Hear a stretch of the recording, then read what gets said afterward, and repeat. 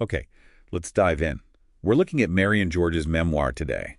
From Chaos to Wholeness, My New Orleans Story. An incredible read.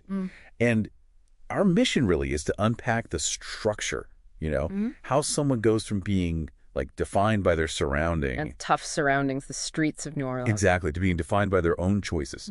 A massive pivot. So the context.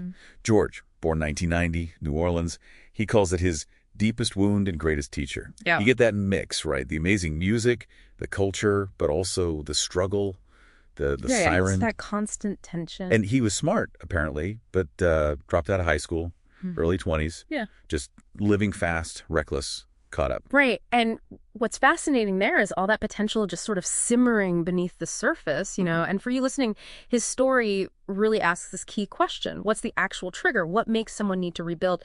And maybe more importantly, how do you pick the tools for that rebuild if you don't have the usual roadmap? Yeah, good question. Because often you hear about hitting rock bottom, right? But here, the source suggests something a bit different. The big turning point wasn't some huge crisis hitting him from the outside. Yeah. It was the birth of his third child. He looked at this new baby and just saw his own chaos being handed down. Huh. It hit him. Okay. So it was internal. Totally. The memoir makes it clear.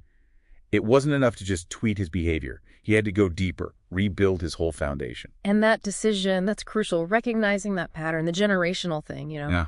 It's a common psychological trap. The struggles just get passed on. Right. So he's got no diploma, no obvious skills for a traditional career path. What does he do?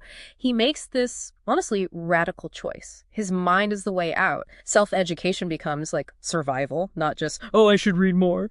It's life or death, almost. Think about that level of commitment. And the subjects he picked, they say so much about what he felt he needed to conquer. He zeroed in on two things. First up, psychology, the why. Exactly. This was him trying to figure it all out. Why did I make those choices? How do people get trapped in these cycles? He needed to understand the landscape of his own mind first. Makes sense. You can't navigate out if you don't have a map of where you are. Right. And understanding that why naturally led him to the second subject, theology. Okay, interesting jump. Psychology to theology. Yeah, because if psychology was the diagnosis, theology was maybe the cure. Or at least the framework for wholeness, finding stability, a purpose bigger than just himself, something the streets obviously weren't providing. A moral architecture, a compass, maybe even peace, things that go beyond just understanding the problem. Precisely. So, okay, he does this deep dive, this self-mastery through books. What does he build with it? It didn't just stay theoretical, right? Not at all. It moved into creation. Action. First, he writes the book we're talking about, becomes a published author, puts it out there himself on Amazon, sharing the story.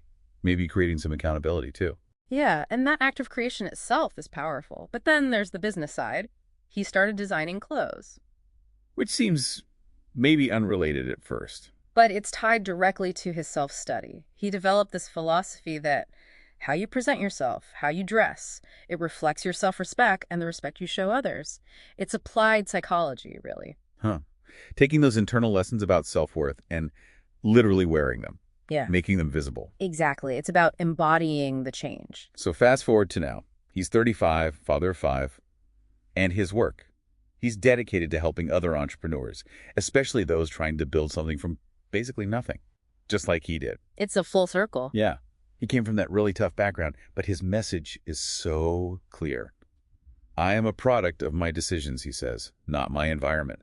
Powerful. Absolutely. He had to get a handle on his inner workings, the psychology bit, and figure out his direction, his purpose, the theology bit, before he could really change his external world. So the thought for you listening.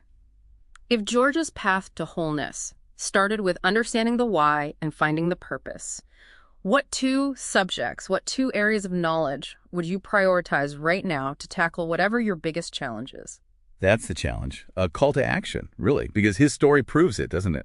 Transformation isn't about waiting for things to change around you. It's about deliberately choosing to build the self you want to be. It's never too late to start that rebuild.